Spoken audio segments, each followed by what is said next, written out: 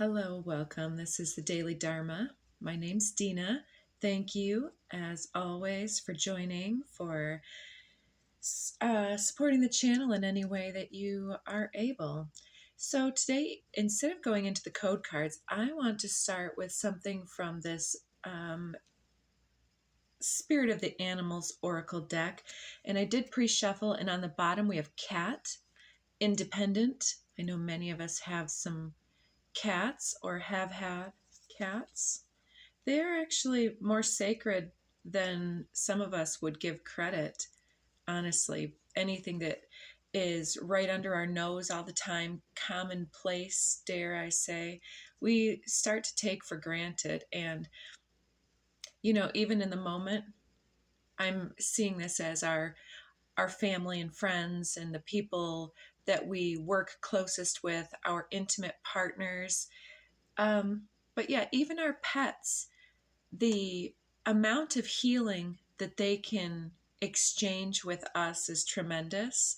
And I know that they can be really challenging also, depending on your pet. But yeah, let's read this. You are a natural healer. Your intuition is strong. You don't have to go with the crowd. Life supports you in every way. And as I was pre shuffling this deck, I was thinking of an individual that I am connected with on social media. And I heard this individual express that he's getting into his springtime crunch time to create his crops and tend his land, basically. And he's just feeling extremely tired and not creative. And yesterday's message was all about channeling that creativity. And I was thinking about what I said to him was just simple. Everybody else was, expressing different aspects and things to hopefully help him to reconnect to his essence or to his connection with others, or just be patient with it, it'll come back. Or maybe it's just time to relax and sell off the farm, so to speak. So there's all of these ideas about what we can do. And I've been one of those helpful individuals with others in the past too, telling them, you have several of these options that would make sense to me. And I think it's important, whatever we're dealing with, to bounce it off of our friends. And sometimes even just talking to our pets can help us sit and take that time. Like, I'm somebody who I'm actually attuned to be Reiki master, as well as doing a lot of my own independent healing. But I don't often sit just to sit and heal myself, because I'm still, dare I say, infected with the urge to achieve and to create and to push and to almost, I saw that legendary card from yesterday, to push, to have some type of legacy, to impact things in a remarkable, interesting, if not incredible way. Um, and I was talking or thinking as I responded, it was quite simple, and I didn't necessarily try to solve his issue. What I said was, I've been feeling a lot like that myself lately. And sometimes it's so important, it's twice as important to rest when our mind and our body is demanding that of us than to push through. And I think that that's kind of the idea behind where I was at when I pulled this out. It's like, we can heal each other with our words. We know that, and we have intuitive pangs. We also know that. And sharing from our insights with others can really resonate with them when somebody who's trying to solve an issue for somebody, or to um, just be helpful and bypass the situation. Oh, this too shall pass. Yeah, we know that. Um, but sharing those insights can take that from somebody who's like, oh, I'm tired of being patient, to, these people are right. They're all sharing these little tidbits in this lighting little sparks. Yes, I see now I can do something else. And our ability to be different too. If I may share my other, as I was shuffling as well, I was thinking how the independence, how the hermit phase, many of us will go through phases where we retreat into ourselves, into our psyche, our healing, or our growth of our gifts, our connection with spirit, our relationships, our family life. We withdraw from some groups and enter in with others. And I was thinking how instead of calling the solo time anti-social, because many of us still will have a little bit of connection, different social channels that are somewhat, behind the veil of the telephone, and also beyond the veil of it's not human interaction, um, beyond the species, communicating and connecting with our pets. And these are other ways to be social while not exposing ourselves to the crush of whatever is creating some type of chaos. And sometimes other people's stuff, good, bad, indifferent, can influence us when we're trying to go through these portals that are specific to our process. And insulating ourselves from others can be quite healing. And so instead of calling that anti-social, because we're still social beings, I decided, why don't we call it asocial? And if you get that, it's like because the creative juice and the healing juice and the animating spark, fire, the inner fire that becomes, that we tend and nurture forth, is that same creative, passionate spark that fuels sexual energy. And so it's like the same thing as when we're talking about the other beings, they're not necessarily anti-sexual, but some of them can be asexual. And this is reminding me of Hermes, the gender neutral god, and it's the messenger god. It's one of the incarnations of whether you say it Thoth or Toth, whichever. Check into that stuff if you're interested in that. So, okay, 8 minutes in. Come on, Dina. All right, we might get that one right there. Okay, it looks like there's two. Nice. Under the deck, we have Raccoon, Inventor. I do like this. Talk about commonplace. It's like how overlooked is the magic of, let's say, like even vultures coming in right now. They clear up the carcasses that are waste on the side of the road. So in that way, they clean the environment. They're very vital. And raccoon is one of those animals that is always into things, but they have that opposable thumb, which is very uncommon. So they have their uniqueness. Decide on what you really want. You have the ingenuity to claim it. Avoid being the trickster and practice integrity. You have many roles and can juggle them well.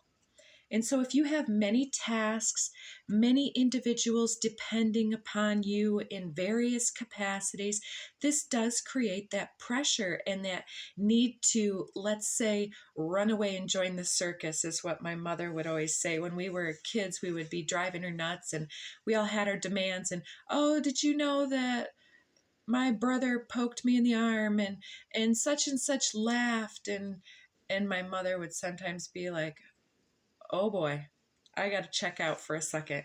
And and some of our parents really were overwhelmed and didn't know how to take a break. And so in the moment here, this is one of the reasons why it is so important for us to break the generational curse of overdoing, overextending ourselves. We're not the same individuals at our core when we can't retreat. from external noise, clutter, and demands to reconnect to that soul spark. We become like the zombie apocalypse, just joining in the overstimulated nervous system that's deadened and numb, no longer empathic, no longer doing our true inner growth work on the level that we could and enjoying it. So even if we're dealing with exponential growth, are we really enjoying the journey? Or are we just so, are we eclipsing the delight and the joy and the happiness that's potential there by saying, oh, I haven't reached my goal yet? And many, including the Abraham Hicks channelings, will talk about how it's never about the goal. It's always about the journey. The journey is what the soul really craves. It's the experience. And that write card came out yesterday, writing things down, journaling things, might help to re-inspire us where we've been, how far we've come, and why it's so vital that we pay attention to those little mile markers, the signposts and the critical turning points that we've already faced and surpassed with flying colors, and really, instead of seeing it only through the lens of accomplishment, status, validation, seeing that through some type of happiness or enjoyment type of thing. I don't want to get too much more into that. So the two that popped out are fox and coyote. So we've got dog and cat energy coming through, canine at the least. So fox is clever. You are swift and smart. Solutions to problems are easily found. Always listen to your instincts. Resources surround you. Be open to romance. So we've got inventor and ingenuity, cleverness, and raccoons are definitely clever. You can juggle a lot, and solutions to problems are easily found or formed, is what I'm hearing. So maybe even if you have a partner, you can possibly ask them or bounce ideas off of them, and they can help you to unpack that. And speaking with my boyfriend recently, we were speaking about how sometimes when we come back to each other at the end of the day, we're still almost wearing the struggles of our day. And it's like we come to each other, as he says, holding this big, huge basket of things that have been in our mind. And it's like we can't really even reach each other to get across that stuff because we're holding it. And it's like until I pull all this stuff out and throw it around a little bit, it's like I can't empty my hands.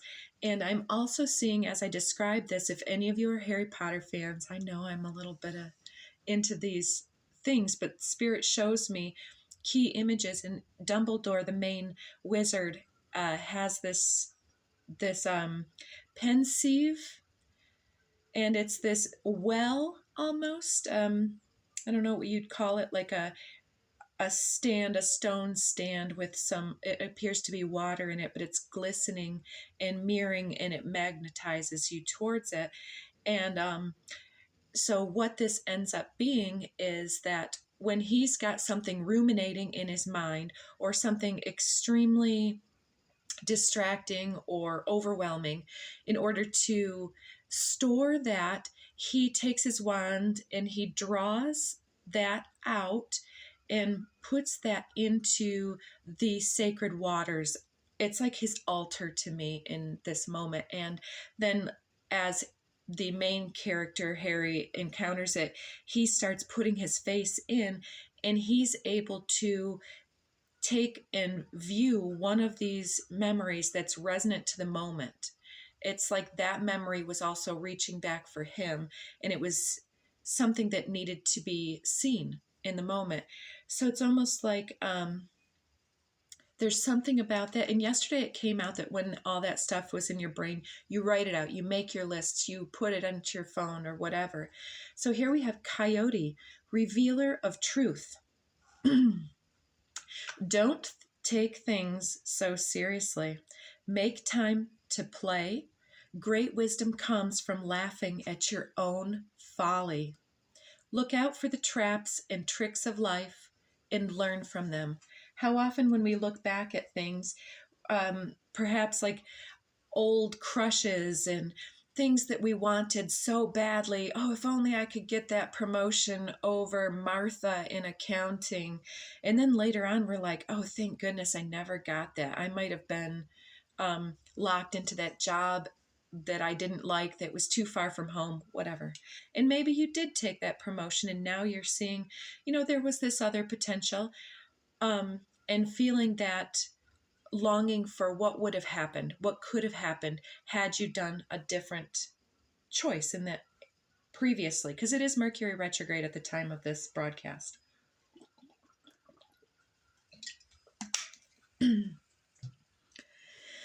Water is so important. So yeah, revealer of truth, being clever, being inventive. There's something ruminating in your mind and heart and soul that is ready to surface. We've been getting these little reminders, whispers behind the ear. I was talking about the wings of the hummingbird the other day. Behind the scope of our perception, outside the peripheral view, there is something that's coming up that is going to be so incredible, such a delight, a very unexpected, if not shocking, an unexpected reward or opportunity coming our way. And I believe that this is based on other individuals recognizing our talents, our creativity, our unique value add to some situation, a position of I want to say greater power, but power in all the good ways, if you will. And behind Fox, I'm just now noticing all of these, the markings on the cave walls.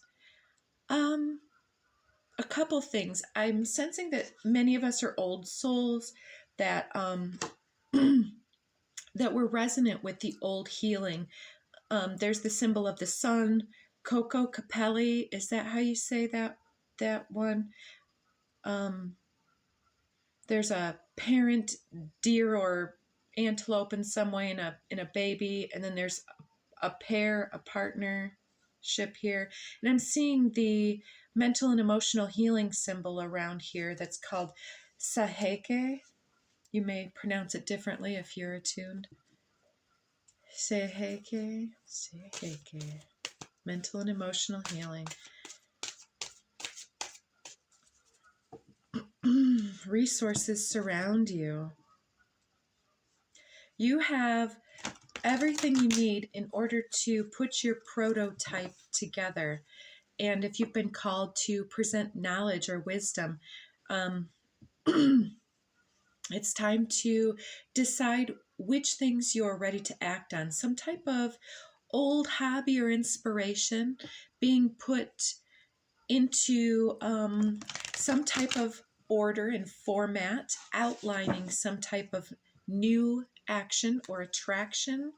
There we have the empowerment of our discernment, our ability to choose and to be clever and have that brilliance come to the fore. You can see in the brilliance card in one of my other decks. My throat's a little bit dry. Just peeked at the cosmic flower. And we have two turned. Oh, that's a big stack. Let's go with that for a bit.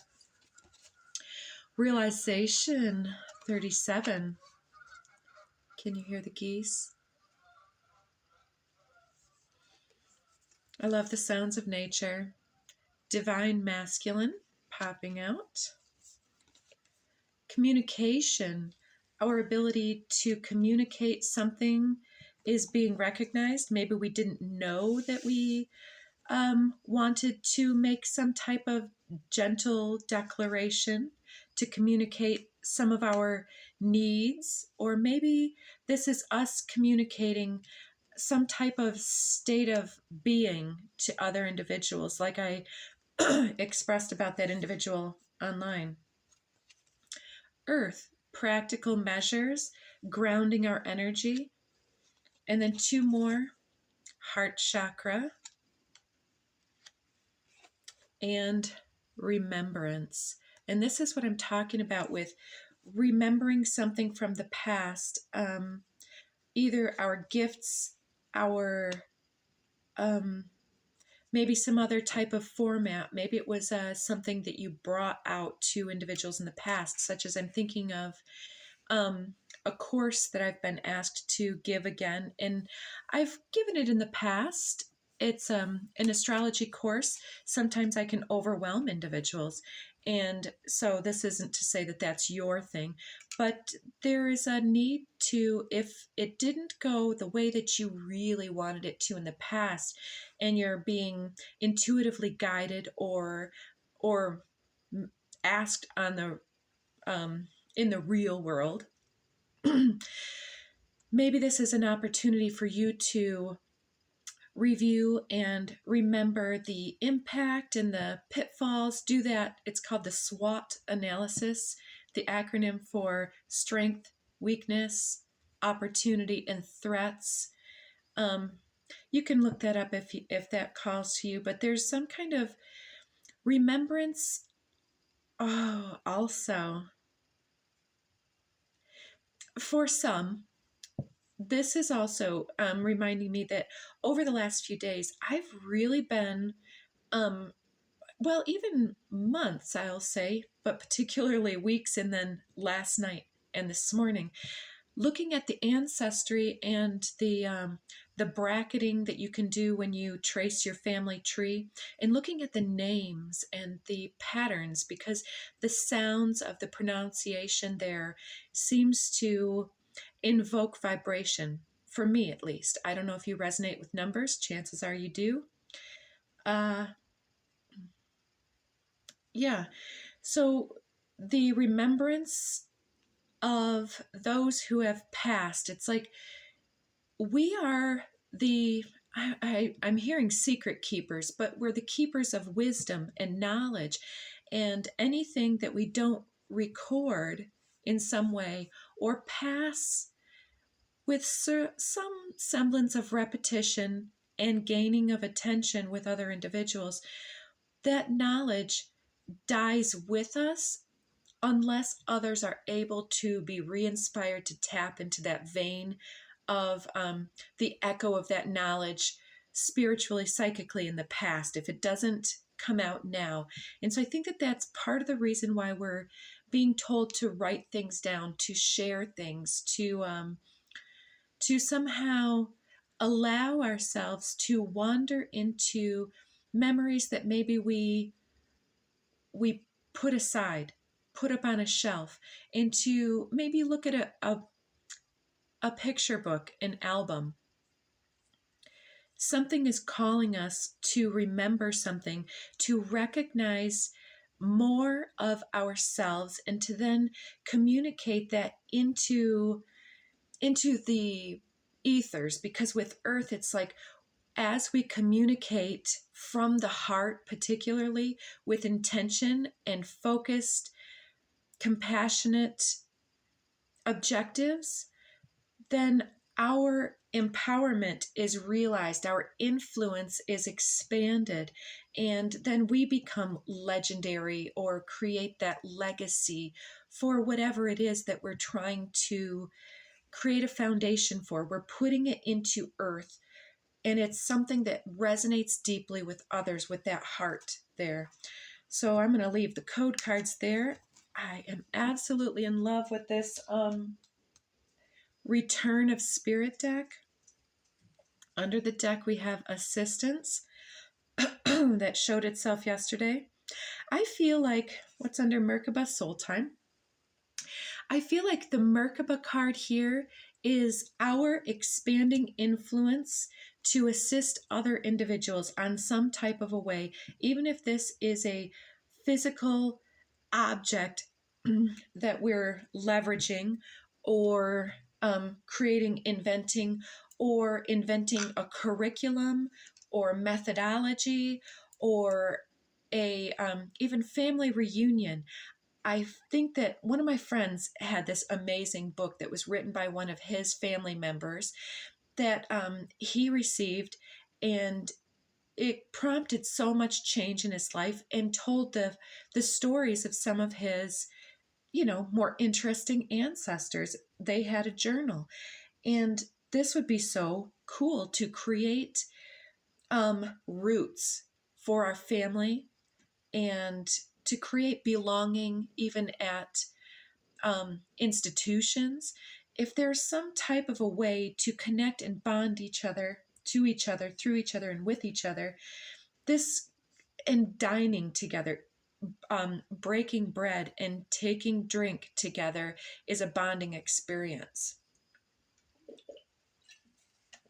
So, if you are an instigator or mediator, mentor, somebody who's formulating groups, that's one of the things that you can do to create greater cohesion and unity within your groups.